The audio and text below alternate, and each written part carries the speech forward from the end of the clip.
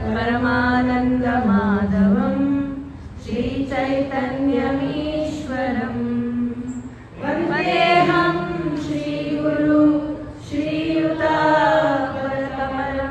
श्रीगुरून् वैष्णवांश्च श्रीरूपं साग्रजातं सहगणा रघुनाथान्वितं तं सजीवं साद्वैतं सावधूतं परिजनसहितं कृष्णचैतन्यदेवं श्रीराधा कृष्णपादा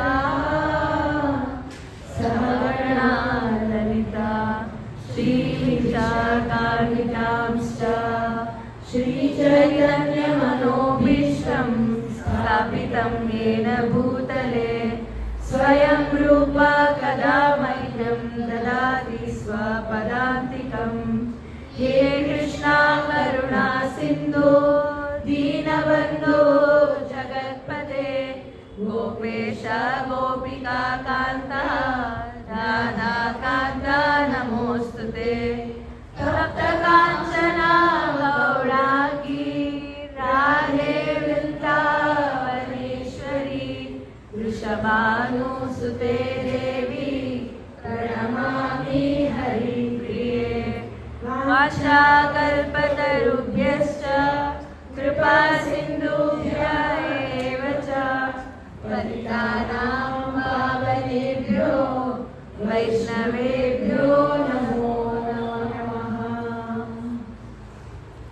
नमो विष्णुपादाय कृष्णप्रेष्ठाय भूतले श्रीमते भक्तिवेदान्त स्वामिन्निति नामिने नमस्ते सरस्वते देवे गौरवाणी प्रचारिणे निर्विशेष शून्यवादी पाश्चात्य देशतारिणे जय श्री कृष्ण चैतन्य प्रभु नित्यानंद श्री अद्वैत गदाधर श्रीवासादि गौरभक्तवृंद हरे कृष्णा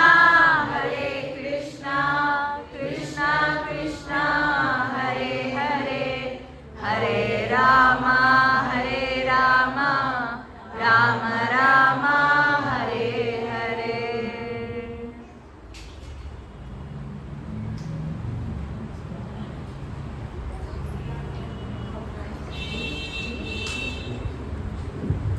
ಎಲ್ಲರೂ ನನ್ನ ಜೊತೆ ಹೇಳಿ ನೀಲಾಚಲ ನಿವಾಸಾಯ ನೀಲಾಚಲ ನಿವಾಸಾಯ ನಿತ್ಯಾಯ ಪರಮಾತ್ಮನೇ ನಿತ್ಯಾಯ ಪರಮಾತ್ಮನೇ ಬಲಭದ್ರ ಸುಭದ್ರಾಭ್ಯಾಂ ಬಲಭದ್ರ ಸುಭದ್ರಾಭ್ಯಾಂ ಜಗನ್ನಾಥಾಯ ತೇ ನಮಃ ಜಗನ್ನಾಥಾಯ ತೇ ನಮಃ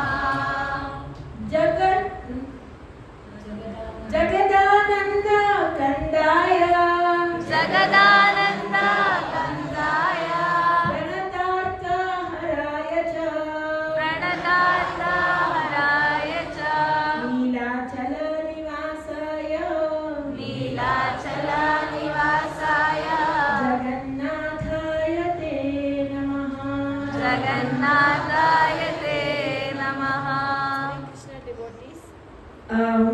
ಇವಾಗ ನಾನು ಹೇಳೋ ಒಂದು ಕತೆ ಜಗನ್ನಾಥನ ಒಂದು ಭಕ್ತರ ಕತೆ. ಕೆಲವರು ಇದನ್ನ ಕೇಳಿರ್ಬೋದು, ಅಪ್ಪನಿಂದ ನಾನು ಈ ಕತೆ ಕೇಳಿದ್ದೀನಿ. ಬಟ್ ರೀಸೆಂಟ್ ಆಗಿ ಹಿಸ್ ಹೋಲಿನೆಸ್ ಭಕ್ತಿ ಆಶ್ರಯ ವೈಷ್ಣವ ಮಹಾರಾಜ್ ಅಂತ ಒಬ್ಬರಿದ್ದಾರೆ. ಅವರ ಒಂದು ಕ್ಲಾಸ್ ಕೇಳಿ ನನಗೆ ಎಷ್ಟು ಈ ಸ್ಟೋರಿ ನನಗೆ ಅಫೆಕ್ಟ್ ಆಗಿದೆ ಅಂದರೆ, ಇದೇ ಕ್ಲಾಸನ್ನು ನಾನು ಒಂದು 5-6 ಸತಿ ಕೇಳಿದ್ದೀನಿ. ಸೊ ಈ ಕ್ಲಾಸ್ನ ನಾನು ಆ್ಯಕ್ಚುಲಿ ಅಲ್ಲಿ ಬೀರನ್ ಕೆರೆಯಲ್ಲಿ ಕೊಡೋಣ ಅಂತ ಇದ್ದೆ, ಬಟ್ ಮಾತಾಜಿ ಇಲ್ಲಿ ಬರಲ್ಲ ಅಂತ ಹೇಳಿದ್ರು. ಸೊ ಯಾಕೋ ಭಗವಂತನ ಒಂದು ಅರೇಂಜ್ಮೆಂಟ್ ಇಂದ ಯಾಕೋ ಈ ಕ್ಲಾಸ್ ಇಲ್ಲಿ ಕೂತಿರೋರು ಯಾರಿಗಾದ್ರೂ ಇರ್ಬೋದು, ಭಗವಂತನ ಒಂದು ಸಂದೇಶವಾಗಿ ಇರ್ಬೋದು. ತುಂಬ ಹಾರ್ಟ್ ಟಚಿಂಗ್, ತುಂಬ ಬ್ಯೂಟಿಫುಲ್ ಸ್ಟೋರಿ. ಸೊ ಅದನ್ನು ಇಲ್ಲಿ ಹೇಳ್ತೀನಿ, ಅಲ್ಲಿ ಬೇರೆ ಹೇಳ್ಬೋದು. ಸೊ ಒಂದು ಹುಡುಗ ಇರ್ತಾನೆ, ಸ್ಟಾರ್ಟಿಂಗಲ್ಲಿ ಹುಡುಗನಾಗಿರ್ತಾನೆ, ಆಮೇಲೆ ದೊಡ್ಡವರು ಆಗ್ತಾರೆ. ಅವ್ರ ಹೆಸರು ಬಂದು ರಘು ಅಂತ ಹೇಳಿ, ರಘು ಬಹೇರ ಅಂತ ಹೇಳಿ. ಬಹೇರ ಅಂದರೆ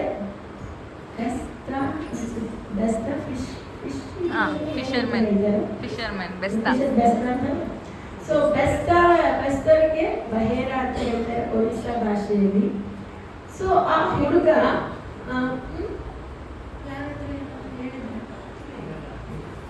ಸೊ ರಘು ಬಹೇರನ ಕಥೆ ಇದು. ಸೊ ರಘು ಬಹೇರ ಅನ್ನೋ ಒಂದು ವ್ಯಕ್ತಿ ಇದ್ದಿದ್ದ ಊರ ಹೆಸರು ಪಿಪ್ಪಲಿ. ಹೇಳಿ, ಪಿಪ್ಪಲಿ ಅನ್ನೋ ಊರು ಜಗನ್ನಾಥಪುರಿಗೆ ಹತ್ರ ಇರೋ ಒಂದು ಊರು. ಸೊ ಆ ಕಾಲದಲ್ಲಿ ಬಹಳ ಯಾರು ಯಾತ್ರಿಗಳು ಏನಿದ್ದಾರೆ, ಎಸ್ಪೆಷಲಿ ಭಕ್ತರು ಯಾರು ಯಾತ್ರೆಗೆ ಹೋಗ್ತಾ ಇದ್ರು, ಅವ್ರಿಗೆ ಏನು ಫೆಸಿಲಿಟೀಸು, ಯಾವ ಟ್ರೈನ್ ಬುಕ್ಕಿಂಗು, ಯಾವ ಅಕಾಮಿಡೇಷನ್ನು, ಈ ಥರ ಏನು ಫೆಸಿಲಿಟೀಸ್ ಇರಲಿಲ್ಲ.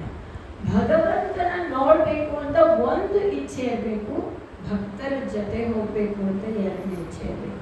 ಇವು ಎರಡು ಇದ್ರೆ ನೀವು ಒಂದು ಗ್ರೂಪಲ್ಲಿ ಸೇರ್ಬೋದು. ಬಹಳ ಮಿನಿಮಲ್ ಫೆಸಿಲಿಟೀಸಲ್ಲಿ ನೀವು ನಡ್ಕೊಂಡು ಹೋಗಿ ಧಾಮಗಳನ್ನ ವಿಸಿಟ್ ಮಾಡಿ ಬರ್ಬೋದು. ಸೊ ಅವಾಗ ಏನಿತ್ತು ಅಂದರೆ ಎಲ್ಲಾದ್ರೂ ಒಂದು ಜಾಗ ಇರಬೇಕಂದ್ರೆ ಸ್ವಲ್ಪ ನೀರು ಸಿಗಂಗೆ ಸ್ನಾನ ಪಾನ ಮಾಡೋಕ್ಕೆ, ಮತ್ತು ಎರಡನೇದು ಒಂದು ಕಾಡೇನಾದರೂ ಇರಬೇಕು, ಸ್ವಲ್ಪ ಪ್ರೈವಸಿಗೆ. ಸೊ ಇಷ್ಟು ಏನಾದರೂ ಇದ್ರೆ ಸಾಕು, ಅಲ್ಲಲ್ಲಿ ಜನ ಹೋಗ್ತಿದ್ರು. ಮತ್ತು ಅಕಸ್ಮಾತ್ ಆ ಊರಲ್ಲಿ ಜನರು ಏನಾದರೂ ಇಲ್ಲೇ ಇರಿ ಅಂತ ಕೇಳ್ಕೊಳ್ಳೋ ಊರುಗಳಿರ್ತಾರೆ, ಕೆಲವು ಭಕ್ತರು ಬಂದು ಇಲ್ಲಿ ಇರಬೇಕು ಅಂತ. ಸೊ ಆ ಥರ ಊರುಗಳಲ್ಲಿ ಏನು ಮಾಡ್ತಿದ್ರು, ಅವರೇ ತಂದು ಸಾಮಾನು ಹಾಕಿ ಅವರು ಅಡುಗೆ ಮಾಡ್ಕೊಳ್ಳೋಂಗೆ ಮಾಡಿ. ಬಟ್ ಅವರ ಮೇನ್ ಉದ್ದೇಶ ಏನಿತ್ತು, ಶ್ರವಣ ಇತ್ತು. ನಮ್ಮ ವಿಧಾ ಭಕ್ತಿಯಲ್ಲಿ ನಮಗೆಲ್ಲರಿಗೂ ಗೊತ್ತು, ಮೊದಲನೇದಾಗಿ ಶ್ರವಣ. ಕೇಳಿದ್ದಿಂದನೇ ಯಾರಾದರೂ ಭಕ್ತರಾಗಲಿಕ್ಕೆ ಸಾಧ್ಯ. ನೋಡೋದ್ರಿಂದ ತುಂಬ ಕಮ್ಮಿ, ಕೇಳೋದ್ರಿಂದ, ಸ್ಮರಣೆ ಮಾಡೋದ್ರಿಂದ ತುಂಬ ಭಕ್ತಿಗೆ ಬಹಳ ಜನಗಳು ಬರ್ತಾರೆ. ಆ್ಯಂಡ್ ಶಶಿಪ್ರಭು ಹೇಳಿದ ಕಥೆಗಳು ಕೇಳೋದ್ರಿಂದ ತುಂಬಾ ಇನ್ಸ್ಪೈರ್ ಆಗುತ್ತೆ ಭಕ್ತಿಗೆ ಬರುತ್ತೆ. ಅದರಲ್ಲಿ ಈ ಕಥೆ ನನಗನ್ನಿಸ್ತು ಯಾರಿಗಾದ್ರೂ ಭಕ್ತರು ಮಾಡಿಬಿಡುತ್ತೆ ಅಂತ ಹೇಳಿ.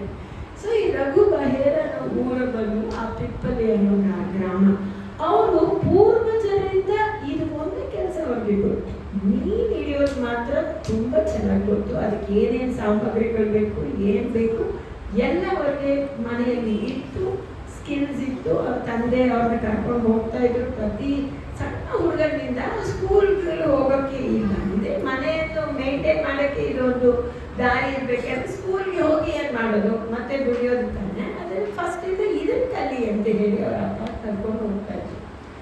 ಸೊ ದಾರಿಯಲ್ಲಿ ಅವ್ರು ಹೋಗ್ತಾ ಇದ್ರು, ದೊಡ್ಡ ದೊಡ್ಡ ಸಮೂಹಗಳು ಭಕ್ತರು ಬರ್ತಾ ಇದ್ರು ಈ ಪಿಪ್ಪಲಿ ಅನ್ನೋ ಗ್ರಾಮದ ಹತ್ರ. ಸೊ ಏನಾಗ್ತಿತ್ತು, ಇವರು ಅದೇ ದಾರಿಯಲ್ಲಿ ಹೋಗಬೇಕು, ನದಿಗೆ ಹೋಗಬೇಕು ಅಂದರೆ ಇದು ಬಹಳ ಸತಿ ದಂಡಾಗಿ ಭಕ್ತರು ಕೂಗ್ತಾ ಇದ್ರು.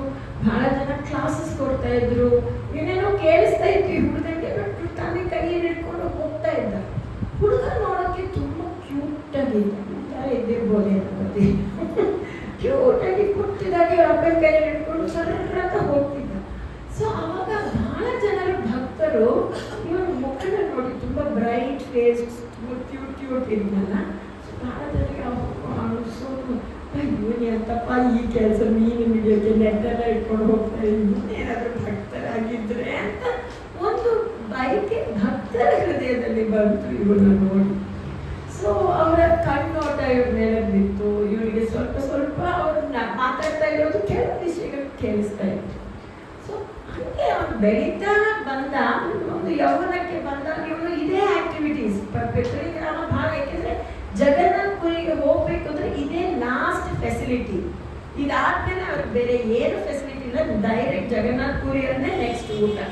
ಸೊ ಅದಕ್ಕೋಸ್ಕರ ಬಹಳ ಜನ ಈ ಫೇವ್ರೆಟ್ ಪ್ಲೇಸ್ಗೆ ತುಂಬ ಭಕ್ತರು ಬರ್ತಾರೆ. ಸೊ ಈ ಹುಡುಗನ ಸ್ವಲ್ಪ ದಿವಸಗಳಾದ್ಮೇಲೆ, ಸ್ವಲ್ಪ ವರ್ಷಗಳಾದ್ಮೇಲೆ ಅವ್ರ ತಂದೆ ತೀರಿ ಹೋಗ್ತಾರೆ. ಅವನಿಗೆ ಮದುವೆನೂ ಆಗುತ್ತೆ.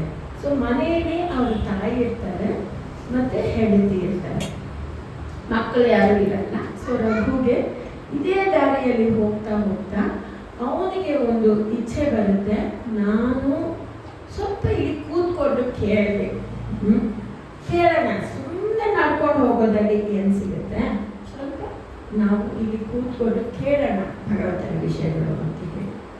ಸೊ ಅಲ್ಲಿ ಕೂತ್ಕೊಂಡು ಹತ್ರ ಕೂತ್ಕೊಂಡ್ರೆ ಎಲ್ಲರೂ ವಾಸನೆ ಹೊಡಿ ಬೆಸ್ತ ಹತ್ರ ಇರೋ ಸಾಮಾನುಗಳೆಲ್ಲ ನೀನ್ ವಾಸನೆ.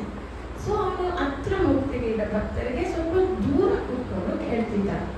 ಅರ್ಥ ಅವನಿಗೆ ಸಂಸ್ಕೃತ ಅರ್ಥ ಆಗಲ್ಲ, ಮತ್ತೆ ಆದರೂ ಸ್ವಲ್ಪ ಸ್ವಲ್ಪ ಕಥೆಗಳು ಕೇಳೋದು ಅವನಿಗೆ ಇಷ್ಟ ಇರೋದ್ರಿಂದ ಕಥೆಗಳೆಲ್ಲ ಪ್ರಹ್ಲಾದ ಚರಿತ್ರೆ ಇದ್ರೆ, ಧ್ರುವ ಚರಿತ್ರೆ ಇದ್ರೆ, ಈ ಚರಿತ್ರೆಗಳೆಲ್ಲ ಕೇಳಿ ಅವನಿಗೆ ತುಂಬ ಇಂಪ್ರೆಸ್ ಆಗ್ತಾ ಇದ್ದ. ಮತ್ತೆ ನಾಮ ಹೇಳ್ತಿದ್ರು, ನಾಮನ ಬೇಗ ಕ್ಯಾಚ್ ಮಾಡ್ತಿದ್ರು. ನಾಮ ಈಸಿ ಅಲ್ವಾ ಎಲ್ಲರೂ?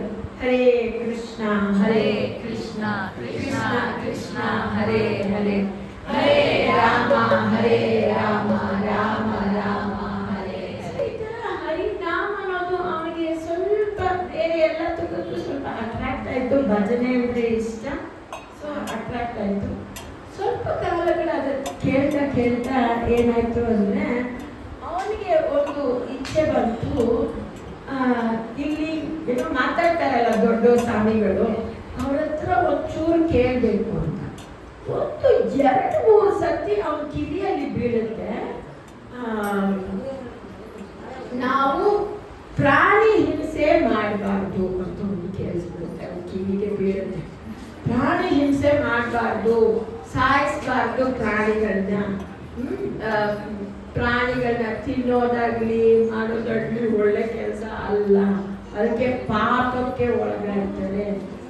ಪಾಪ ಮಾಡಿದರೆ ನಾವು ನರಕಕ್ಕೆ ಹೋಗ್ತೀವಿ, ಮತ್ತೆ ನರಕದಲ್ಲಿ ಹೇಗಿರುತ್ತೆ ಇದೆಲ್ಲ ವರ್ಣನೆ ಎಲ್ಲ ನಡೆಯುತ್ತೆ. ನಿಮಗೆ ತುಂಬ ಶಾಕ್ ಆಗುತ್ತೆ ಫಸ್ಟ್ ಟೈಮ್ ಕೇಳಿದಾಗ.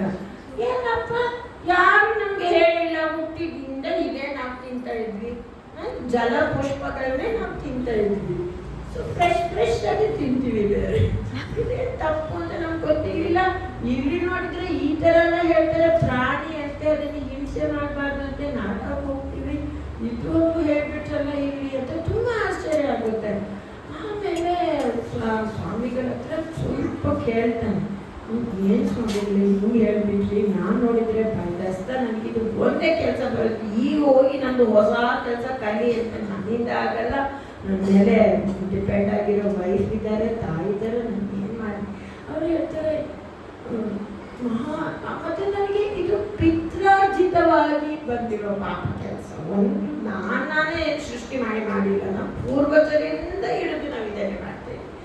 ಸೊ ಇದಕ್ಕೇನಾದ್ರೂ ಪರಿಹಾರ ಇದೆಯಾ, ಏನಾದರೂ ಇದೆಯಾ ನನ್ನ ರಕ್ಷಣೆಗೆ? ಹೇಳ್ತಾರೆ ಹರಿನಾಮಪ್ಪ, ಹರಿನಾಮನಿಂದ ಎಲ್ಲನೂ ಬಚಾವಾಗ್ಬೋದು, ಎಲ್ಲ ಘೋರ ಪಾಪದಿಂದನೂ ಫುಲ್ಲೆಲ್ಲ ತೊಳೆದು ಹೋಗುತ್ತೆ. ಹರಿನಾಮ ಅಷ್ಟು ಒಂದು ಪವರ್ಫುಲ್ ವಿಷಯ, ನಾಮ ಜಪನ ನೀವು ಫಸ್ಟ್ ಮಾಡ್ಕೊಂಡು. ಸೊ ಅವನು ಸರಿ ನಾಮ ಜಪನ ಮಾಡ್ತೀನಿ, ಮತ್ತು ಮನೇಲಿ ಕೇಳ್ತೀನಿ, ಕೆಲಸ ನಾನು ಬಿಡ್ತೀನಿ ಅಂತ ಹೇಳ್ತೀನಿ ಅಂತ ಹೇಳ್ತಾರೆ. ಸೊ ಮನೆಗೆ ಹೋಗಿ ಅವರ ಹೆಂಡತಿ ಮತ್ತು ತಾಯಿ ಹತ್ರ ಹೇಳ್ತಾರೆ, ಗೊತ್ತಾ ನಿಮಗೆ ಈ ಥರ ಅಂತೆ, ನಾವು ಇದನ್ನೇ ಮಾಡ್ತಾ ಇದ್ದೀವಿ. ಅವ್ರ ತಾಯಿ ಬೈತಾರೆ, ನಿಮ್ಗೆ ಏನಾದರೂ ತಲೆಗಿಳಿ ಏನಾದರೂ ಇದೆಯೇನೋ, ಹೇಗೋ ಆ ಪ್ರಾಣಿಗಳನ್ನ ರಕ್ಷಿಸಿ ನಮ್ಮಿಬ್ಬರನ್ನ ಸಾಯಿಸ್ತೀಯನೋ ನೀವು, ಇದು ಪ್ರಾಣಿ ಹಿಂಸೆ ಅಲ್ವಾ ಅಂತ ಕೇಳ್ತಾರೆ. ಇದು ಪ್ರಾಣಿ ಹಿಂಸೆ ಅಲ್ವಾ? ಸೊ 2-3 ದಿವಸ ಹೋಗದೆ ಇರ್ತಾನೆ, ಹೇಗೋ ಇದ್ದಿದ್ದು ಬಂದಿದ್ದು ಮನೆಯಲ್ಲಿ ಎಲ್ಲ ತಿಂದ್ಬಿಡ್ತಾರೆ. ಆಮೇಲೆ ಮನೆಯಲ್ಲಿ ಏನೂ ಇರಲ್ಲ ತಿನ್ನೋಕ್ಕೆ. ಸೊ ಅವಾಗ ಅವ್ರ ತಾಯಿ ಹೇಳ್ತಾರೆ, ಏನು ಮಾಡ್ತಾ ಇದೆಯಾ, ನಮ್ಮನ್ನು ಸಾಯಿಸ್ಲೇಬೇಕು, ಕಂಕಣ ಕಟ್ಬಿಟ್ಟಿದ್ಯಾ ನೀನು, ಢೋಂಗಿ ಬಾಬಾ ನೀನು ಸೋಂಬೇರಿ ಆಗಿದೆಯಾ, ಅದಕ್ಕೋಸ್ಕರ ಕೆಲಸಕ್ಕೆ ಹೋಗ್ತಿಲ್ಲ ಅಂತೆಲ್ಲ ಬೈದ್ಬಿಡ್ತಾರೆ ಅಂತ. ಸೊ ಅವನು ಕೃಷ್ಣನ ಭಗವಂತನ ಹತ್ರ ಮಾತಾಡ್ತಾನೆ. ಅವನಿಗೆ ಜಗನ್ನಾಥ ಅಂದರೆ ತುಂಬ ಇಷ್ಟ. ಸೊ ಜಗನ್ನಾಥ ಊರಿಗೆ ಹತ್ರ ಇರೋದಿಲ್ಲ, ಜಗನ್ನಾಥನ ಹತ್ರ ಮಾತಾಡ್ತಾನೆ. ಅಂತಾರೆ, ಏನು ಭಗವಂತ ಈ ಥರ ಎಲ್ಲ ಬೈತಾ ಇದ್ದಾರೆ ನನ್ನನ್ನು, ಸೊ ಅದಕ್ಕೋಸ್ಕರ ನಾನು ನಿಮ್ಮತ್ರ ಹೇಳ್ತೀನಿ, ನಮಗೆ ಗತ್ಯಂತರ ಏನಪ್ಪ, ನಮ್ಮ ನೀರುಗಳನ್ನ ಕಾಪಾಡಿದರೆ ನಮ್ಮ ತಾಯಿ ಹೋಗ್ಬಿಡ್ತಾರೆ, ನನ್ನ ಹೆಂಡತಿ ಹೋಗ್ಬಿಡ್ತಾರೆ, ಇವರೆಲ್ಲ ನನ್ನ ಬೈತಾರೆ. ಸೊ ನಾನು ಕೆಲಸ ಮಾಡ್ತೀನಿ, ಇದು ಒಂದು ಸರ್ತಿ ನಾನು ಹೋಗಿ ಬಂದ್ಬಿಡ್ತೀನಿ, ಯಾಕೆಂದರೆ ಏನು ಮಾಡಿ ಹೊಟ್ಟೆ ಪಾಡಿಗೆ ಆಗಬೇಕು ಅಂತ ಹೇಳಿ. ಸೊ ಅವನು ಹೋಗ್ಬಿಡ್ತಾನೆ ಕಾಡಿಗೆ. ಹೋಗಿ ಒಂದು ಜಾಲನ್ನ ಹಾಕ್ತಾನೆ ನೀರೊಳಗೆ. ಹಾಕಿದ ತಕ್ಷಣ ತುಂಬ ಫೈಟ್ ಮಾಡಿರ್ತಾನೆ ಅವನು, ಇಷ್ಟಪಟ್ಟು ಅವ್ನು ಮಾಡ್ತಾ ಇಲ್ಲ, ಎಷ್ಟೋ ಕಂಟ್ರೋಲ್ ಮಾಡ್ಕೊಳ್ತಾನೆ. ಬಟ್ ಕೊನೆಗೆ ಅದನ್ನು ಹರಿನಾಮ ಹೇಳ್ತಾ ಬಲೆನ ಹಾಕ್ತಾರೆ. ಹಾಕಿದ ತಕ್ಷಣ ಭಾರವಾಗಿ ಏನೋ ಸಿಗುತ್ತೆ. ಮೀನ ಹಿಡ್ದಿರೋರಿಗೆಲ್ಲ ಗೊತ್ತು ಅನ್ನೋದು ಏನು ಫೀಲ್ ಇರುತ್ತೆ ಅದು ಬಿದ್ದಾಗ ಅಂತ ಹೇಳಿ.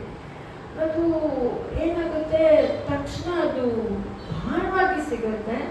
ಹೌದು, ಹೇಗೆ ನಮಗೆ ಎಕ್ಸಾಮ್ಗೆ ತುಂಬ ಹೈ ಮಾರ್ಕ್ಸ್ ಬರಬೇಕು ಅಂತ ನಾವು ಓದ್ತೀವಲ್ಲ, ಅದು ಬಂದ್ಬಿಟ್ರೆ ನಮಗೆ ಎಷ್ಟು ಖುಷಿ ಆಗ್ಬೋದು ಅಷ್ಟಾಗುತ್ತೆ. ಅದು ಮೀನು ಹಿಡಿಯೋರಿಗೆ ಕಾಲದಲ್ಲಿ ಹತ್ರ ಸಿಕ್ಬಿಟ್ರು ನೋಡಿ, ಅದು ವೆಯ್ಟ್ ನೋಡಿ ಅವ್ನು ಎಳಿತಾನೆ. ನೋಡಿದ್ರೆ ದೊಡ್ಡ ಮೀನು, ಒಂದು ಮೀನೇ ಹತ್ರ 8-9 kg ಮೀನು ಸಿಕ್ಬಿಡುತ್ತೆ.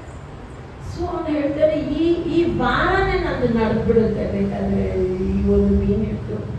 ಬಟ್ ಅವ್ರ ಬಾಯಲ್ಲಿ ಆಟೋಮೆಟಿಕ್ ಬಾಯಿ ಭಗವಂತನ ಹೆಸರು ಬರ್ತಾ ಇರುತ್ತೆ. ಅವ್ನು ಸಾಯಿಸ್ಬೇಕಾದ್ರೇನು ಆ ಮೀನನ್ನು ಅವ್ನು ನೆನೆಸ್ಕೊಳ್ತಾನೆ, ನಾನು ಏನು ಮಾಡೋದು ಭಗವಂತ, ಇದೇ ನನ್ನ ಗತಿ ಅಂತ ಹೇಳಿ ಆ ಮೀನನ್ನು ಸಾಯಿಸ್ಲಿಕ್ಕೆ ಹೋಗ್ತಾನೆ. ಆ ಮೀನ್ ಬಾಯಿಂದ ನಂಬ್ತಿರೋ ಬಿಡ್ತಿರೋ ಆ ಮೀನು ಹೇಳುತ್ತೆ ನಾರಾಯಣ ನಾರಾಯಣ ಅಂತ ಮೀನು ಹೇಳುತ್ತೆ. ಮೀನ್ ಬಾಯಿಂದ ಅವನಿಗೆ ಹರಿ ನಾಮವನ್ನು ಕೇಳುತ್ತೆ. ಶಾಕ್ ಆಗ್ಬಿಡ್ತಾನೆ ರಘು ಬಹಿರ.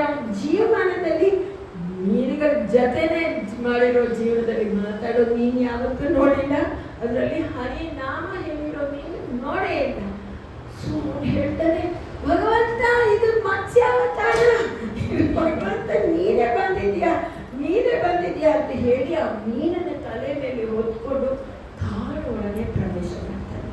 ಕಾಡು ಒಳಗೆ ಹೋಗ್ಬಿಡ್ತಾನೆ. ನನಗೆ ಭಗವಂತ ಸಿಕ್ಕಿದ ಅಂತ ಹುಚ್ಚನಾಗಿ ಕಾಡು ಒಳಗೆ ಹೋಗ್ಬಿಡ್ತಾನೆ. ಅಲ್ಲಿ ಕಾಡಲ್ಲಿ ಒಂದು ಕೊಳ ಥರ ಇರುತ್ತೆ. ಆ ಮೀನನ್ನ ನೀರೊಳಗೆ ಬಿಡ್ತಾನೆ. ಭಗವಂತ ನೀನು ಮೀನ್ ಥರ ಎಲ್ಲ ಬಂದು ನನ್ನನ್ನು ಇದು ಮಾಡೋದಲ್ಲ, ನೀನು ಕಾಣಿಸ್ಬೇಕು. ಸ್ವಾಮಿಗಳೆಲ್ಲ ಹೇಳ್ತಾ ಇದ್ರು 4 ಕೈ ಅಂತೆ, ಈಗ ಬಣ್ಣ ಅಂತೆ, ಮೇಘಶ್ಯಾಮ ಅಂತೆ, ತುಂಬಾ ಚೆನ್ನಾಗಿರ್ತಾವಂತೆ ಇವೆಲ್ಲ ಹೇಳ್ತಾರಲ್ಲ. ಮೀನ್ ಥರ ಬಂದು ನನ್ನ ಹತ್ರ ಮೀನಾಗದೆ ಬರಬೇಕು. ನೀನು ಸತ್ಯವಾಗು, ನೀನು ಹೇಗೆ ಕಾಣ್ತೀಯ ಆ ಥರ ಬರಬೇಕು. ಇಲ್ಲಾದ್ರೆ ನಾನು ಊಟ ಮಾಡಲ್ಲ, ನೀರು ಕುಡಿಯಲ್ಲ, ಏನು ಮಾಡಲ್ಲ ಅಂತ ಆ ಕೊಳದ ದಡದಲ್ಲಿ ನಿಷ್ಠೆಯಿಂದ ಕೂತ್ಬಿಡ್ತಾನೆ. ಫುಲ್ ಹಠ, ನಾನು ಭಗವಂತನ ನೋಡಲೇಬೇಕು ಅಂತ ಹೇಳಿ ತುಂಬ ನಿಷ್ಠೆಯಿಂದ ಹರೇ ಕೃಷ್ಣ ಕೃಷ್ಣ ಕೃಷ್ಣ ಹರೇ ಹರೇ, ಹರೇ ರಾಮ ರಾಮ ರಾಮ ಹರೇ ಹರೇ, ಹರೇ ಕೃಷ್ಣ ಕೃಷ್ಣ ಕೃಷ್ಣ ಹರೇ ಹರೇ, ಹರೇ ರಾಮ ರಾಮ ರಾಮ ಹರೇ ಹರೇ, ಹರೇ ಕೃಷ್ಣ ಕೃಷ್ಣ ಕೃಷ್ಣ ಹರೇ ಹರೇ, ಹರೇ ರಾಮ ರಾಮ ಹರೇ ಹರೇ. ಜೋರಾಗಿ ಜಪ ಮಾಡೋಕ್ಕೆ ಶುರು ಮಾಡ್ತಾರೆ ರಘು ಬಹಿರ. ಬೆಳಗ್ಗೆಯಿಂದ ಸಂಜೆ ತನಕ ಆಗ್ಬಿಡುತ್ತೆ, ಫುಲ್ ಕತ್ಲಾಗ್ಬಿಡುತ್ತೆ. ಒಂದು ಕಾಡಿನ ಮಧ್ಯದಲ್ಲಿ ಒಂದು ಕತ್ಲಲ್ಲಿ ನಾವು ಇದ್ರೆ ನಮ್ಗೆ ಗೊತ್ತಿಲ್ಲ ಹೇಗೆ ಇರ್ಬೋದು ಅಂತ. ಸಣ್ಣ ಒಂದು ಎಲೆ ಬಿದ್ರೂ ಹೆದರಿಕೆ ಆಗುತ್ತೆ, ಏನಾದರೂ ಇರ್ತ ಅಂತ. ಸಡನ್ ಆಗಿ ಆ ಥರ ಆದಾಗ ಕಣ್ಣು ಬಿಟ್ಟು ನೋಡಿದಾಗ ಒಂದು ಹಾವ ಕಡೆ ಹೋಗ್ತಾ ಇರುತ್ತೆ. ಮತ್ತೆ ಪ್ರಾಣಿಗಳೆಲ್ಲ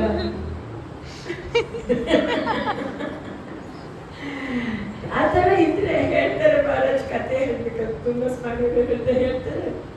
ಸಡನ್ ಆಗಿ ಈ ಕ್ಲಾಸಲ್ಲಿ ಒಬ್ರು ಎತ್ತಿಟ್ಕೊಂಡು ಹಾವು ಅಂತ ಹೇಳಕ್ಕೆ ನೀವೆಲ್ಲ ವೆಯ್ಟ್ ಮಾಡ್ತೀರಾ ನೋಡಕ್ಕೆ ಹಾವು ಇದೆಯಾ ಹಾಗೆ ರೋಡ್ಗೆ ಆಚೆ ಹೋಗಿ ಸೇರಿ ಆಮೇಲೆ ಇತ್ತು ಇದು ನಿಜವಾಗ್ಲೂ ಆಯ್ತು. ನಮಗೆ ನಾವು ಬೃಂದಾವನ್ಗೆ ಹೋದಾಗ ಜಪ 64 ರೌಂಡ್ಸ್ ಜಪ ಮಾಡೋ ದಿನ ಇತ್ತು.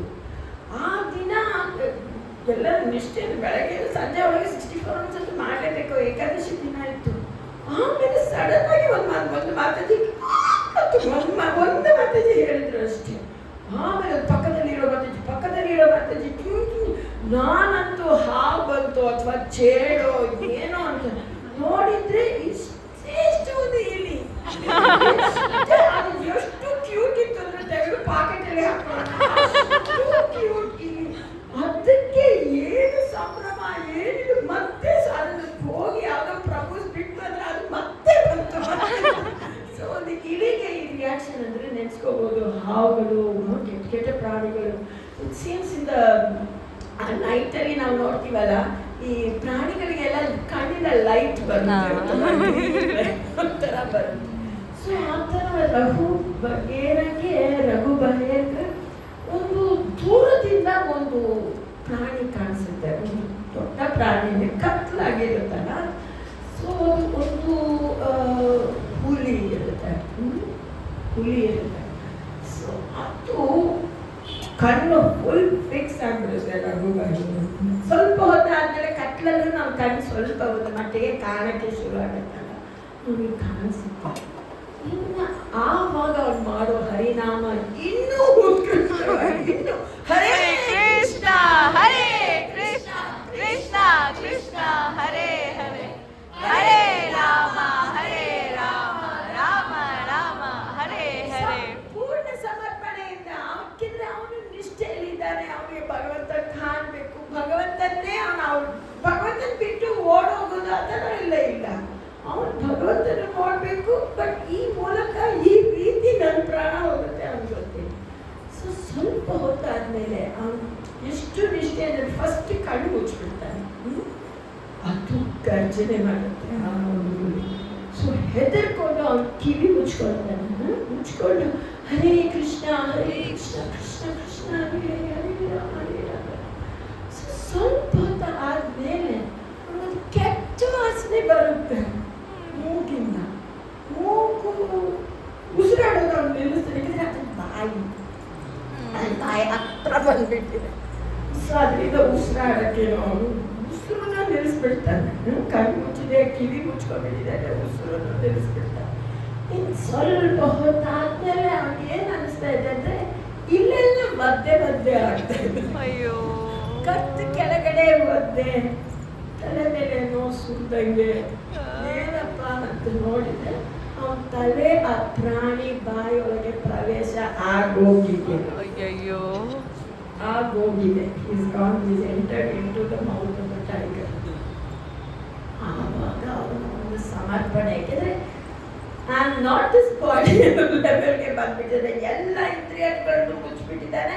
ಭಗವಂತ ನನಗೆ ಗೊತ್ತಿಲ್ಲ, ಹರೇ ಹೇಳಿದಾಗ ನನ್ನ ಪ್ರಾಣ ಹೋಗುತ್ತೋ, ಕೃಷ್ಣ ಹೇಳಿದಾಗ ನನ್ನ ಪ್ರಾಣ ಹೋಗುತ್ತೋ, ರಾಮ ಹೇಳಿದಾಗ ಎನಿ ಕ್ಷಣ ಇದು ಓಪನ್ ಎಂಟರ್ಡ್ ಇನ್ ಕ್ಲೋಸ್ ಮಾಡಬೇಕಷ್ಟೇ, ಪ್ರೆಸ್ ಆಗಬೇಕಷ್ಟೇ, ನನ್ನ ತಲೆ ಅದು ಒಳಗೆ ಉಳ್ಕೊಂಡು ಹೋಗುತ್ತೆ. ಆ ಒಂದು ಸಮಯದಲ್ಲಿ ಅವನ ಹರಿನಾಮ ಎಷ್ಟು ಒಂದು ಹೈಯೆಸ್ಟ್ ಲೆವೆಲ್ಗೆ ಹೋಗುತ್ತೆ ಅಂತ ಹೇಳಿದ್ರೆ he knows nobody can save him other than Krishna. ಅನನ್ಯ ಭಕ್ತಿ, ಬೇರೆ ಯಾರು ಇಲ್ಲ. ಹೇಗೆ ದ್ರೌಪದಿಗೆ ಬೇರೆ ಯಾರು ಇರ್ಲಿಲ್ವೋ, ಆವಾಗ ಅದೇ ಒಂದು ಸಮರ್ಪಣೆಯಿಂದ ರಘು ಬಗೇರ ಚಾಟ್ ಮಾಡ್ತಿರ್ತಾನೆ.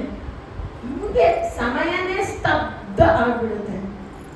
ಸ್ವಲ್ಪ ಹೊತ್ತಾಗುತ್ತೆ, ಅವನಿಗೆ ಸ್ವಲ್ಪ ಕೈಯಲ್ಲಿ ತೆಗೆದು ಕತ್ತನ್ನು ಮುಟ್ಟಿ ನೋಡ್ತಾನೆ. ಕತ್ತಿನೂ ಇರುತ್ತೆ, ತಲೆ ಉರುಳು ಹೋಗಿಲ್ಲ. ಏನಪ್ಪ ಅಂತ ಕೈ ಬಿಟ್ಟು ನೋಡ್ತಾನೆ. ಮಾರನೇ ದಿವಸ ಮಧ್ಯಾಹ್ನ ಆಗ್ಬಿಟ್ಟಿರುತ್ತೆ, ಫುಲ್ ಸೂರ್ಯ ಮೇಲೆ ಇರ್ತಾನೆ, ಫುಲ್ ಅದೇ ಒಂದು ಕಾಡಲ್ಲಿ ಬ್ಯೂಟಿಫುಲ್ ವಾಟರ್, ಇದು ಅದು. ಎಕ್ಸ್ಪೀರಿಯನ್ಸ್ ಡೆತ್ ಆದ್ಮೇಲೆ ವಾಪಸ್ ಬಂದು ಅಷ್ಟು ಟೈಮ್ ಸಮಯ ಅವನ ಕೃಷ್ಣನಲ್ಲೇ ತನ್ನ ಮನಸ್ಸನ್ನು ಇಟ್ಬಿಟ್ಟಿರ್ತಾರೆ. ಅವಾಗ ಅವನಿಗೆ ಅನಿಸುತ್ತೆ ಹರಿನಾಮದ ಮೇಲೆ ಇರೋ ನಂಬಿಕೆ, ಶ್ರದ್ಧೆ ಇನ್ನು ಎಷ್ಟು ಪಟ್ಟು ಜಾಸ್ತಿ ಆಗ್ಬಿಟ್ಟಿರುತ್ತೆ ಅಂದರೆ ಅಷ್ಟೊಂದು. ಈ ಒಂದು ಭಗವಂತ ಮಾತ್ರ ಕಾಣಲಿಲ್ಲ. ಹಾವು ನೋಡಿದೆ, ಪ್ರಾಣಿಗಳು ನೋಡ್ತಾನೆ, ಭಗವಂತ ನೋಡ್ತಾನೆ. ಆ ನೀರು ಕಾಣದೆ ಹೋಗ್ಬಿಟ್ಟಿರುತ್ತೆ, ನೀರು ಇರಲ್ಲ ನೀರಲ್ಲಿ. ಏನಪ್ಪ ಅಂತ ಹೇಳಿ ಫಿಕ್ಸ್ ಆಗಿರ್ತಾನೆ.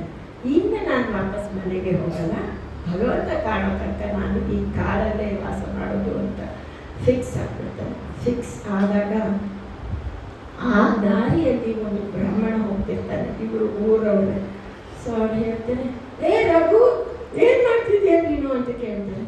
ಇಲ್ಲ ಸ್ವಾಮಿ, ಈ ಥರ ಎಲ್ಲ ಹೇಳ್ತಾನೆ, ನಾನು ಈ ಥರ ಆಯಿತು, ಎಕ್ಸ್ಪೀರಿಯನ್ಸು ಬಿಳಿ ಬಂತು, ಈ ಥರ ಆಯಿತು, ಎಲ್ಲ ಆಯಿತು, ನಾನಂತೂ ಫಿಕ್ಸ್ ಆಗಿಬಿಡ್ತೀನಿ, ನಾನು ಭಗವಂತನ ನೋಡಿದೆ, ನಾನು ಬರಲ್ಲ. ಅವ್ರು ಹೇಳ್ತಾರೆ, ಏನಾದರೂ ತಲೆಗಿಲೆ ನಿನ್ಗೆ ಏನಾದರೂ ಇದೆಯಾ, ನಿಮ್ಮ ಮನೆಯಲ್ಲಿ ಏನಾಗ್ತಿದೆ, ನಿಮ್ಮ ತಾಯಿಗೆ, ನಿಮ್ಮ ಹೆಂಡತಿಗೆ ಏನಾದರೂ ಒಂದು ಕನ್ಸರ್ನ್ ಇದೆಯಾ, ಈಗ ಒಂದು 3 ಜವಾಬ್ದಾರಿ ಇಲ್ಲ.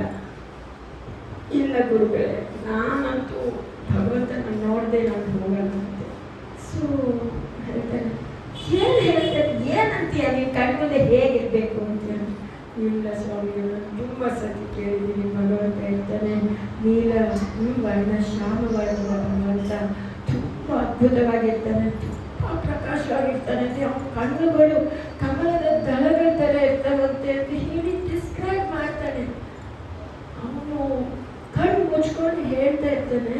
ಆ ಕೊನೆಗೆ ಭಗವಂತನ ಪಾದ ಪದ್ಮಗಳ ವರ್ಣನೆ ಮಾಡಿ ಮುಗಿಸಿದಾಗ ಆ ಬ್ರಾಹ್ಮಣ ಮುಟ್ಟಿ ಹೇಳ್ತಾನೆ, ರಘು ಈ ಥರ ಇರ್ತಾನೆ ನಿನ್ನ ಭಗವಂತ ಅಂತ. ನೋಡಿದ್ರೆ ಅವನು ಭಗವಂತ,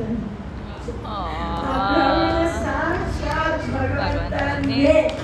ರಘು ಈ ಥರ ಇರ್ತಾನೆ ನಿನ್ನ ಭಗವಂತ. ಮುಟ್ಟಿ ನೋಡ್ತಾನೆ, ಮೈ ಗಾಡ್, ಭಗವಂತನ ನೋಡಿದ ಮೇಲೆ ಏನು ನೋಡೋಕ್ಕೆ ಇದೆ ಈ ಪ್ರಪಂಚದಲ್ಲಿ. So happy.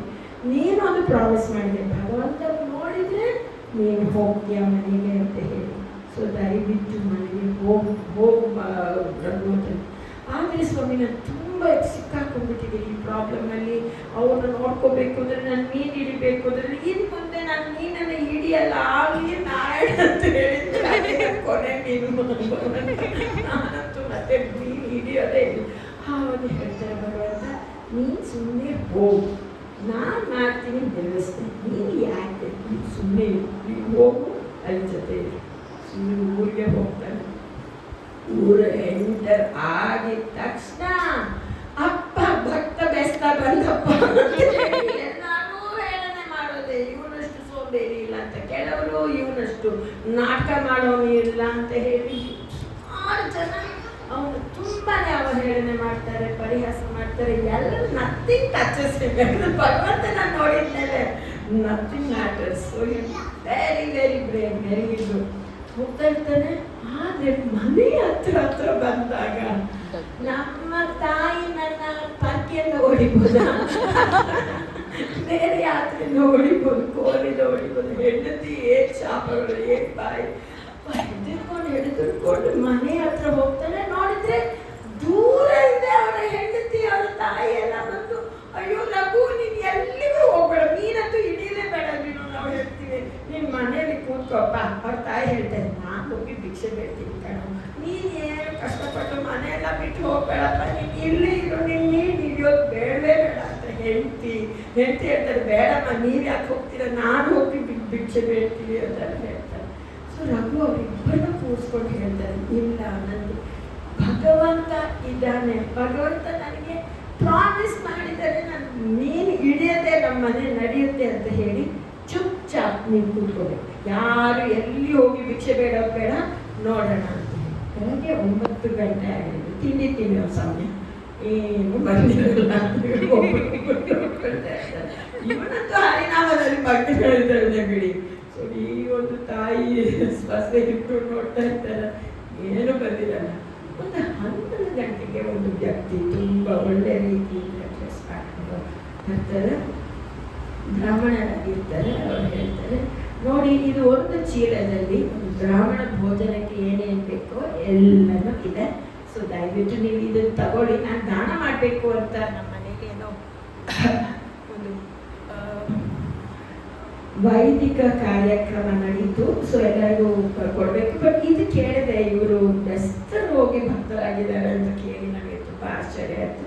ನಿಮ್ಮ ಮನೆಗೆ ಕೊಡಬೇಕು ಅಂತ ಬಂದಿದ್ದೀನಿ ಅಂತ ಹೇಳಿ ಕೊಡ್ತಿದ್ದೆ. ಸೊ ಅದು ಎಷ್ಟಿರುತ್ತೆ ಅಂದರೆ ಒಂದು ದಿನಕ್ಕಲ್ಲ, ಒಂದು ವಾರದಷ್ಟು ಇರುತ್ತೆ. ಅದರಲ್ಲಿ ಎಲ್ಲ ಸಾಮಾನು ಇರುತ್ತೆ, ತುಂಬ ಚೆನ್ನಾಗಿ ನಡೆಯುತ್ತೆ. ಅವ್ರ ಹೆಂಡತಿ ಅವರ ತಾಯಿಗೇನೋ ಒಂದು ನಂಬಿಕೆ ಬರೋಕ್ಕೆ ಶುರು ಆಗುತ್ತೆ, ಇವ್ರಿಗೇನೋ ಸ್ವಲ್ಪ ಸ್ಪೆಷಲೇ ಇರ್ಬೋದೇನೋ ಅಂತ. ಸೊ ಇಡೀ ದಿನ ರಘು ಅದೇ ರೀತಿಯಲ್ಲಿ ಯಾವಾಗವಾಗ ಯಾರಾದರೂ ಬರೋದು, ಏನಾದರೂ ಒಂದು ಸಹಾಯ ನಡೆಯೋದು, ಈ ಥರ ನಡೀತಾ ಇರುತ್ತೆ. ಅವ್ರ ಜೀವನ ನಡೀತಾರೆ. ಇವನಂತೂ ಫುಲ್ ಟೈಮ್ ಡಿವೋಟಿ ಆಗಿಬಿಡ್ತಾರೆ. ನಮಗೆ ಏನಂದರೆ ಆ ಥರ ಟೈಮ್ ಸಿಗ್ಬಿಟ್ರೆ ನಾವು ಶಾರ್ಟ್ಸ್ ನೋಡೋಕ್ಕೆ ಬಟ್ ರಘು ಆ ಥರ ಇಲ್ಲ. Raghu was more fixed. ಪ್ರತಿದಿನ ಅವನು ಹೋಗಿ ಹೊರಗೆ ಅದು ಒಂದು ನದಿ, ಅವರ ಊರ ನದಿ ಹತ್ರ ಕೂತ್ಕೊಂಡು ತುಂಬ ನಿಷ್ಠೆಯಿಂದ ಜಪ ಮಾಡೋದು ಎಲ್ಲ ಮಾಡ್ತಿರ್ತಾರೆ. ಆಸ್ ಯೂಶುವಲ್ ಜನ ಅಷ್ಟು ಏನು ಇವನ ಮೇಲೆ ಫೇತ್ ಬರಲ್ಲ. ಯಾಕಂದರೆ ಅವ್ರ ಮನೆಯಲ್ಲಿ ಮಾತ್ರ ಗೊತ್ತು ಇವನೇನೋ ಸ್ವಲ್ಪ ಸಿನ್ಸಿಯರ್ ಇದ್ದಾನೆ ಅಂತೇಳಿ. ಬೇರೆಯವ್ರಿಗೆ ಏನು ಇಂಪ್ರೆಸ್ ಇಲ್ಲ, ಎಲ್ಲರೂ ತಮಾಷೆ ಮಾಡ್ತಿರ್ತಾರೆ. ಅದರಲ್ಲಿ ಒಂದು ಗ್ರೂಪ್ ಆಫ್ ಚಿಲ್ಡ್ರನ್ ಬರ್ತಾರೆ, ಒಂದು ಮಕ್ಕಳೆಲ್ಲ ಆಟ ಆಡೋ ಮಕ್ಕಳು, ಸುಮಾರು ತುಂಟ ಮಕ್ಕಳು ಇರ್ತಾರೆ. ಅದರಲ್ಲಿ ಒಂದು ಹುಡುಗ ಏನು ಮಾಡ್ತಾನೆ, ಇವ್ನು ಕೂತಾಗ ಇವ್ನು ಜುಟ್ಟು ಎಳೆಯೋದು, ಇವನ್ನೆಲ್ಲ ಏನಾದರೂ ಮಣ್ಣು ಹಾಕೋದು, ಈ ಥರ ಎಲ್ಲ ತುಂಟತಾರೆ. ಯಾಕಂದರೆ ಇವ್ರು ತುಂಬ ಸೀರಿಯಸ್ ಆಗಿ ಜಪ ಮಾಡ್ತಿರ್ತಾರೆ, ಹುಡುಗರಿಗೆ ರೆಸ್ಪೆಕ್ಟ್ ಇರಲ್ಲ ಇವ್ರ ಬಗ್ಗೆ. ಅದರಲ್ಲಿ ಒಂದು ಹುಡುಗ ಇರ್ತಾನೆ, ಬ್ರಾಹ್ಮಣ ಹುಡುಗ ಆ್ಯಕ್ಚುಲಿ. ಒಂದು ದೊಡ್ಡ ಕೋಲ್ ತಗೊಳ್ತಾನೆ, ಆ ಕೋಲಿನ ತುದಿಯಲ್ಲಿ ಒಂದು ಇಷ್ಟು ದೊಡ್ಡ ಮಳೆ ಇರುತ್ತೆ, ನೇಲ್ ಇರುತ್ತೆ. ಆ ನೇಲ್ ಅದು ಒಳಗೆ ಲಾಸ್ಟ್ ಇಟ್ಕೊಂಡು ದೂರದಿಂದ ಒಂದು ಏಟ್ ಹಾಕ್ತಾನೆ ಇವನು ತೊಡೆ ಮೇಲೆ. ಹಾಗೆ ಸೀವೆ ಬಿಡುತ್ತೆ ಅವನ ತೊಡೆನ, ಚರ್ರದ ರಕ್ತ ಹಾಕ್ಬಿಡುತ್ತೆ ರಘುದು. ಅಷ್ಟೊಂದು ರಕ್ತ ಬಂದ್ಬಿಡುತ್ತೆ, ತುಂಬ ನೋವಾಗುತ್ತೆ ರಘುಗೆ. ಆದರೂ ಅದನ್ನು ಗಟ್ಟಿಯಾಗಿ ಇಟ್ಕೊಂಡು ರಘು ಅಲ್ಲಿಂದ ಎದ್ದು ಹೋಗ್ಬಿಡ್ತಾನೆ. ಏನು ಹೇಳಲ್ಲ, ಹುಡುಗರಿಗೂ ಏನು ಹೇಳಲ್ಲ, ಏನು ಮಾಡಲ್ಲ. ಅವ್ನು ಹೋಗಿ 2 ಹೆಜ್ಜೆ ರಘು ಇಟ್ಟಿದ ತಕ್ಷಣ ಆ ಬ್ರಾಹ್ಮಣ ಹುಡುಗ ಸತ್ತು ಬೀಳ್ತಾನೆ, ಸತ್ತೋಗ್ತಾನೆ ಅವನು. Actually dies. ಸೊ ಆ ಹುಡುಗರ ತಂದೆ ತಾಯಿ ಎಲ್ಲರೂ ಅಲ್ಲಿಗೆ ಬಂದ್ಬಿಡ್ತಾರೆ. ಏನಪ್ಪ ಇದು ಏನಾಯ್ತು ಅಂದರೆ, ಇಲ್ಲ ನಿಮ್ಮ ಮಗ ಸತ್ತೋದ ಅಂತ ಹೇಳ್ತಾರೆ. ಹೇಗೆ ಅಂತ ಹೇಳಿದ್ರೆ, ಸಣ್ಣ ಮಕ್ಕಳಿದ್ದಾರಲ್ಲ, ಇವನ ಆ ಸ್ವಾಮೀಜಿ ಇದ್ದಾರಲ್ಲ, ಬೆಸ್ತ ಸ್ವಾಮಿ, ಅವರು ಕೂತ್ಕೊಂಡು ಜಪ ಮಾಡ್ತಿದ್ರೆ ಅವ್ರು ಒಡೆದ ರಕ್ತ ಹಂಗೆ ಚಿಮ್ಮಿ ಹೋಯ್ತು. ಅದ ತಕ್ಷಣ ಅಷ್ಟೇ ಅವ್ರ ಪಾಪ ಹಿಂಗೆ ಹಿಡ್ಕೊಂಡು ನಡೆದ ತಕ್ಷಣ ಏನು ಸತ್ತ ಅಂತ ಹೇಳ್ತಾರೆ. ತಂದೆ ತಾಯಿಗೆ ಶಾಕ್ ಆಗಿಬಿಡುತ್ತೆ. ಅವರಿಂದನ ಅಂತ ಹೇಳಿ ಆ ಹೆಣನ ಎತ್ಕೊಂಡು ಸೀದಾ ರಘು ಅವ್ರ ಮನೆಗೆ ಹೋಗಿ ಅವ್ರ ಮನೆ ಮುಂದೆ ಆ ಹೆಣನ ಇಟ್ಬಿಟ್ಟು ತಂದೆ ತಾಯಿ ಅಲ್ಲೇ ಕೂತ್ಕೊಂಡು ಅಳ್ತಾ ಇರ್ತಾರೆ. ಅವ್ರು ಹೇಳ್ತಾರೆ, ನಮ್ಗೆ ಗೊತ್ತಿಲ್ಲ, ನನ್ನ ಮಗ ಕೆಟ್ಟವನೇ, ನಾವು ಒಪ್ತೀವಿ, ಆದರೂ ಇನ್ನು ಇರೋ ಒಂದೇ ಮಗ ಹೋಗ್ಬಿಟ್ರೆ ನಾವೇನು ಹೇಗೆ ತಡ್ಕೊಳ್ಳೋದು, ನಾವು ಸಾಕ್ತೀವಿ. ಬಟ್ ಆದರೆ ಈ ಮಹಾತ್ಮನ ತೊಂದರೆ ಕೊಟ್ಟಿದ್ದಕ್ಕೆ ನಮ್ಮ ಮಗನಿಗೆ ಈ ಥರ ಆಯ್ತಲ್ಲ, ಕ್ಷಮೆ ಕೇಳಬೇಕು ನಮಗೆ ಅಂತ ಹೇಳಿ ಇಲ್ಲಿ ಬಂದಿದ್ವಿ ಅಂತ. ಅಲ್ಲಿ ಬಂದು ಕೂತಿದ್ದಾರೆ, ಎದ್ದು ಹೋಗ್ತಾರೆ. ರಘುಗೆ ಸಂಕೋಚ ಅಂದರೆ ಸಂಕೋಚ, ನನ್ನಿಂದ ಒಬ್ಬರು ಸತ್ತು ಹೋಗಿದ್ದಾರೆ ಅಂದರೆ ಅವನು ಭಕ್ತನಾಗಿ ಅವನಿಗೆ ಹೇಗೆ ಅನಿಸ್ಬೋದು, ನಾನೇನು ಅಷ್ಟು ಮಹಾನ್ ಭಕ್ತ ಅಲ್ಲ ಅಂತ ತಾನೆ ಅವನ ಫೀಲಿಂಗ್. ಸೊ ಆದರೂ ಏನಾಗುತ್ತೆ, ಈ ಬೆಳಗ್ಗೆಯಿಂದ ಅವ್ರು ಕೂತಿರೋರಿಗೆ ಎದ್ದೋಗೋದೇ ಇಲ್ಲ. ಬೆಳಗ್ಗೆಯಿಂದ ಸಂಜೆ ಆಗಿರುತ್ತೆ. ಸಂಜೆ ಆದ್ರೂ ಈ ಫ್ಯಾಮಿಲಿ ಮತ್ತು ಆ ಹೆಣ ಮನೆ ಮುಂದೆನೇ ಇದೆ. ರಘು ಬೇರೆ ಹೊರಗಡೆನೂ ಹೋಗೋಕ್ಕಾಗಲ್ಲ. ತಾಯಿ ಮತ್ತೆ ಹೆಂಡತಿ ಮತ್ತು ಏನಾದರೂ ಮಾಡಿ ಅಂತ. ನಾನು ಮಾಡಿಲ್ಲಪ್ಪ, ಏನು ಹೇಳ್ತಿದ್ದೀರ? ಇಲ್ಲ, ನೀವು ಮಾಡಿಲ್ಲ ಅಂದ್ರೂ ಈಗ ಏನಾದರೂ ಮಾಡಿ ಅಂದರೆ ಭಗವಂತ ಭಗವಂತನಿಗೆ ಇವನು ಒಂದು ಕೇಳ್ಕೊಂಡಿರ್ತಾರೆ. ಭಗವಂತ ನಾನು ಕೇಳಿದಾಗಲ್ಲ ನೀನು ಬರಬೇಕು ಅಂತ ಹೇಳಿದ್ರು ಭಗವಂತ ಇವನು ಸ್ವೀಟ್ ಹೇಳೋಕೆ ಆಯಿತು ಬಿಡಪ್ಪ, ಯಾವಾಗ ನೆನೆಸ್ಕೊಳ್ತೀವಿ ಬರ್ತೀನಿ ಅಂದರೆ ಹೇಳಿರ್ತಾನೆ. ಸೊ ಅದು ಇವಾಗೆಲ್ಲ ಬಟ್ ಹೊರಗಡೆ ಹೋಗಿ ಈಗ ಆಡೋ ತಂದೆ ತಾಯಿನೆಲ್ಲ ನೋಡಿ ತಕ್ಷಣ ಭಗವಂತ ಕ್ಷಮಿಸು ಭಗವಂತ ಈ ಹುಡುಗನ ಅಂತ ಹೇಳಿ ರಘು ಪ್ರೇ ಮಾಡಿದ್ರು ಠಿಂಗ್ ಅಂತ ಹುಡುಗ ಎದ್ದು ಕೂತ್ಕೊಂಡು ನಿಂತ್ಬಿಡ್ತಾನೆ. ಇಡೀ ಊರು ಸೇರಿರುತ್ತೆ ಅಲ್ಲಿ. ಸೊ ಇಡೀ ಊರಿಗೆ ಒಂದು ಶಾರ್ಟಲ್ಲಿ ಭಗವಂತ ಇವ್ರ ಮೇಲೆ ಇರೋ ಎಲ್ಲ ಸಂಶಯ ಹೋಗ್ಲಡಿಸ್ತಾರೆ. ಎಲ್ಲರೂ ರಘುನ ಸ್ತುತಿಸ್ತಾರೆ. ಪ್ಯೂರಿಟಿ ಆಫ್ ಹೆಣ ಅಂದರೆ ಎಲ್ಲರಿಗೂ ಗೊತ್ತಿದೆ. 12 hours ಚಲನೇನೆ ಇಲ್ಲದೆ ಬಿದ್ದಿರೋ ದೇಹ ಎದ್ದು ಕೂತ್ಕೋಬೇಕು ಅಂದರೆ ಎಷ್ಟು ಒಂದು ಎಷ್ಟು ಮಿರಾಕಲ್ ಅದು ಲೈಫಲ್ಲಿ ಆ ಥರ ನೋಡಿರೋದು ಹ್ಯಾಪನ್ಸ್. ಸೊ ಆವಾಗ ಎಲ್ಲರಿಗೂ ತುಂಬ ಶಾಕ್ ಆಗುತ್ತೆ. ಆಗಿದ್ಮೇಲೆ ಏನಾಗುತ್ತೆ, ಪ್ರತಿಯೊಬ್ಬರು ಹೇಳ್ತಾರೆ ರಘು ಅವರೇ ನಾಳೆಯಿಂದ ಹಾಲು ನಮ್ಮನೆಯಿಂದ, ಒಬ್ಬರು ಹೇಳ್ತಾರೆ ಇಲ್ಲ ನಾಳೆಯಿಂದ ಅಕ್ಕಿ ನಮ್ಮನೆ.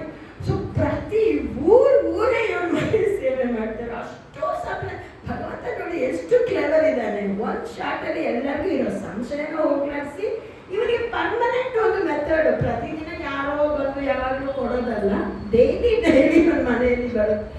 ಎಷ್ಟು ಬರುತ್ತೆ ಅಂದರೆ ದೂರದಿಂದ ಎಲ್ಲ ಫೇಮಸ್ ಆಗ್ಬಿಟ್ಟು, ಜಸ್ಟ್ ಲೈಕ್ ಮ್ರಿಗಾರಿ ಬಿಕಮ್ ಸೋ ಫೇಮಸ್, ಅಷ್ಟು ಫೇಮಸ್ ಆಗಿಬಿಟ್ಟು ಪ್ರತಿದಿನ ಅವ್ರ ಮನೆಗೆ ಏನೇನು ಬೇಕು. ಮತ್ತೆ ಅವ್ರ ತಾಯಿ ಹೇಳ್ತಾರೆ, ಏನಾದರೂ ಮಾಡೋ, ಇದನ್ನ ನಿಲ್ಲಿಸೋ, ನಾವಿರಕ್ಕೆ ಜಾಗ ಇಲ್ಲದೆ ಸಾಮಾನ್ಯ ಜಾಸ್ತಿ ಆಗ್ಬಿಟ್ಟಿದೆ ಮನೆಯಲ್ಲಿ. ಸೊ ಆವಾಗ ನೀನು ಹೇಳ್ತಾರೆ, ಇಲ್ಲ ನಾನು ಎಲ್ಲ ಬಂದಿರೋದು ಭಗವಂತನ ಸೇವೆಗಾಗಿ, ನಾವು ಈ ಬಂದಿರೋ ಎಲ್ಲ ಆಫರಿಂಗ್ಸ್ನ ನಾವು ಕುಕ್ ಮಾಡೋಣ, ಭಗವಂತನಿಗೆ ಆಫರ್ ಮಾಡೋಣ, ಆ ಪ್ರಸಾದನ ಊರವ್ರಿಗೆ ಹಂಚೋಣ ಅಂತ ಹೇಳಿ ಅವರು ಸ್ಟಾರ್ಟ್ ಮಾಡ್ತಾರೆ ಒಂದು ಆಕ್ಟಿವಿಟಿ.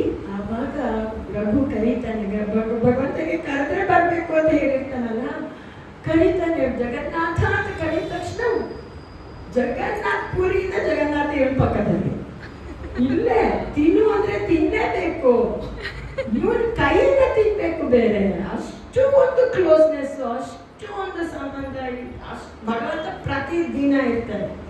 ಒಂದ್ಸತಿ ಏನಾಗುತ್ತೆ, ಜಗನ್ನಾಥ್ ಪುರಿಯಲ್ಲಿ ಆಫರಿಂಗ್ ನಡೀತಾ ಇರುತ್ತೆ. ಜಗನ್ನಾಥ್ ಪುರಿಯಲ್ಲಿ ಭಗವಂತನಿಗೆ ನೈವೇದ್ಯ ನಡೀತಾ ಇರುತ್ತೆ. ನಿಮ್ಗೆಲ್ಲರಿಗೂ ಗೊತ್ತಿದೆ, ಜಗನ್ನಾಥ್ ಪುರಿಯಲ್ಲಿ ನೈವೇದ್ಯ ಅಂತ ಹೇಳಿದ್ರೆ ಮೇನ್ ಒಂದು ಪೂಜಾರಿಗಳು, ಪಾಂಡ ಅಂತ ನಾವೇನು ಹೇಳ್ತೀವಿ, ಅವ್ರು ಬಂದು ಅವರೊಂದು ನೀರು ಹಾಕೊಳ್ತಾರೆ ಅಂಗೈಯಲ್ಲಿ ಸಮರ್ಪಣೆ ಮಾಡಬೇಕಾದ್ರೆ ನೈವೇದ್ಯ ಅಂಗೈಯಲ್ಲಿ ಜಗನ್ನಾಥನ ಒಂದು ಪ್ರತಿಬಿಂಬ ಕಾಣಬೇಕು. ಕಾಣಿದ್ರೆ ಭಗವಂತ ಸ್ವೀಕಾರ ಮಾಡಿದ್ದಾನೆ ಅಂತ ಅರ್ಥ, ಕಾಣಲಿಲ್ಲ ಅಂದ್ರೆ ಭಗವಂತ ತಗೊಂಡಿಲ್ಲ ಅಂತ ಅರ್ಥ.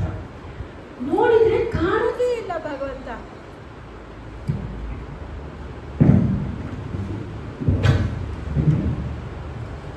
ಹರೇ ಕೃಷ್ಣ. ಸೊ ಕಾಣೋದೇ ಇಲ್ಲ ಭಗವಂತ. ಒಂದ್ ದಿವಸ ಆಗುತ್ತೆ, ಬೆಳಗ್ಗೆ ನಿಮ್ಗೆ ಗೊತ್ತಿದೆ ಜಗನ್ನಾಥ್ ಪುರಿಯಲ್ಲಿ ಛಪ್ಪನ್ ಭೋಗ್ ನಡೆಯುತ್ತೆ. ಬೆಳಗ್ಗೆ ಮಧ್ಯಾಹ್ನ ರಾತ್ರಿ 3 ಹೊತ್ತು ಭಗವಂತ ಬರಲ್ಲ, ಮಾರನೇ ದಿವಸ ಬರಲ್ಲ, 3 days ಭಗವಂತ ಬರಲ್ಲ. ಸೊ ಅದರಿಂದ ಮಹಾಪ್ರಸಾದನ ಏನ್ ಮಾಡೋದು, ಆನಂದ ಪ್ರಸಾದಲ್ಲಿ ಯಾರಿಗೂ ವಿತರಣೆ ಮಾಡಕ್ ಆಗೋದೇ ಇಲ್ಲ. ಸೊ ಭಗವಂತನ ಫಸ್ಟ್ ಸರ್ವೆಂಟ್ ಯಾರು ಜಗನ್ನಾಥ್ ಪುರಿಯಲ್ಲಿ, ಅಲ್ಲಿರೋ ರಾಜ ಅಲ್ವಾ. ಸೊ ರಾಜನ ಹತ್ರ ಕಂಪ್ಲೇಂಟ್ ಹೋಗಿ ಅವರು ಹೇಳ್ತಾರೆ, ಭಗವಂತ ಯಾಕೋ ಸ್ವೀಕಾರ ಮಾಡ್ತಾನೆ ಇಲ್ಲ ಅಂತ ಹೇಳಿದಾಗ ರಾಜ ತುಂಬಾ ನಮ್ರ ಭಾವದಿಂದ ಕೇಳ್ಕೊಳ್ತಾರೆ, ಭಗವಂತನನ್ನ ತುಂಬಾ ಪ್ರಾರ್ಥನೆ ಮಾಡ್ತೀನಿ. ಸೊ ಭಗವಂತ ಕನಸಲ್ಲಿ ಬಂದು ಹೇಳ್ತಾರೆ, ನಾನು ಆಕ್ಚುಲಿ ಇಲ್ಲ, ಊರಲ್ಲಿ ಇಲ್ಲ, ಪಿಪ್ಪಳಿ ಗ್ರಾಮದಲ್ಲಿ ರಘು ಬಡೇರ ಮನೆ, ನನಗೆ ಊರತ್ತಲ್ಲ, ಇಡೀ ದಿನ ಆಫರಿಂಗ್ಸ್ ಅಲ್ಲಿ ನಡೆದಿದ್ದೆ. ಅದು ಅಷ್ಟು ಪ್ರೀತಿಯಿಂದ, ಅಷ್ಟು ಮುದ್ದು ಮಾಡಿಯಿಂದ ನನ್ನ ತಿನ್ಸ್ಬಿಡ್ತಾರ. ನಾನು ಇಲ್ಲಿ ಫಾರ್ಮಲ್ ಆಗಿ ಎಲ್ಲೋ ನಾನಿರ್ತೀನಿ, ಎಲ್ಲೋ ಪೂಜಾರಿ ಇರ್ತಾರೆ, ಅವ್ರು ಅಲ್ಲಿಂದ ಆಫರ್ ಮಾಡಿ ನಾನು ಇಲ್ಲಿಂದ ತಿನ್ಬೇಕು. ಇದೊಂಥರ ಕಷ್ಟವಾಗಿ. ಸೊ ರಾಜ ಕುದುರೆ ಮೇಲೆ ಕೂತು ಇಡೀ ಜಗನ್ನಾಥ್ ಪುರಿಯಿಂದ ಅರ್ಧ ಜನ ಸೈನಿಕರು ಇವರು ಎಲ್ಲ ತಿರುಪತಿ ಗ್ರಾಮ ಹೋಗ್ತಾರೆ. ಹೋಗಿ ರಘು ಬಹೇರ ಮನೆಯಲ್ಲಿ ನೋಡಿದ್ರೆ ಭಗವಂತ ಅಲ್ಲಿರ್ತಾನೆ. ಸೊ ಭಗವಂತ ರಾಜ ಬಂದು ಸಾಷ್ಟಾಂಗ ಪ್ರಣಾಮಗಳು ಮಾಡ್ತಾರೆ ರಘು ಬಹೇರ. ಸೊ ಪ್ಲೀಸ್ ನಿಮ್ದು ಒಂದೇ ಒಂದು ರಿಕ್ವೆಸ್ಟು, ಭಗವಂತ ನಿಮ್ಮದೇ ಇದ್ದಾನೆ, ಅಲ್ಲಿ ನಮ್ಮೂರಲ್ಲಿ ಇಲ್ಲ ಭಗವಂತ ಅಂತ ಅವನೇ ನನ್ನ ಹತ್ರ ಹೇಳಿದ್ದಾನೆ. ಒಂದು ಕೆಲಸ ಮಾಡ್ತೀರಾ ನಮಗಾಗಿ ಭಗವಂತ ಜಗನ್ನಾಥರಲ್ಲಿ, ಏನು ಕೆಲಸ ಏನು ಮಾಡಬೇಕು, ಏನು ಬೇಕಾದ್ರೆ ಮಾಡ್ತೀವಿ, ನೀವು ದಯವಿಟ್ಟು ಶಿಫ್ಟ್ ಆಗಿ ಜಗನ್ನಾಥ್ ಪುರಿಗೆ ಬನ್ನಿ, ಇನ್ನು ಮುಂದೆ ಭಗವಂತನ ಆಫರಿಂಗ್ ನೀವು ಮಾಡಿದ್ರೆ ಭಗವಂತ ಅಲ್ಲಿ ಇರ್ತಾರೆ. ಪಾಪ ಯಾತ್ರಿಗಳು ಇಷ್ಟು ಜನ ಬರ್ತಾರೆ, ಭಗವಂತ ಅಲ್ಲಿ ಇಲ್ಲ ಅಂದರೆ ಎಷ್ಟು ಪ್ರಾಬ್ಲಮ್ ಬರ್ತಿರೋದು. ರಘು ಬಹೇರ ಹೆಂಡತಿಗೌರ ತಾಯಿ ಎಲ್ಲರೂ ಜಗನ್ನಾಥ್ ಪುರಿಯಲ್ಲಿ ಜಗನ್ನಾಥ್ ಮಂದಿರ ಅಂಗಳದಲ್ಲಿ ಈ ಬೆಸ್ತರಿಗೆ ಒಂದು ಮನೆ ನಿರ್ಮಾಣ ಆಗುತ್ತೆ. ಇವರು ಜೀವನ ಆ ರೀತಿಯಲ್ಲಿ ಭಗವಂತನ ಸೇವೆಯಲ್ಲಿ ಸಮರ್ಪಣೆ. This is the story of Raghu Bahera. So amazing, so amazing. I don't know, I think it's the sweetest story ever. So,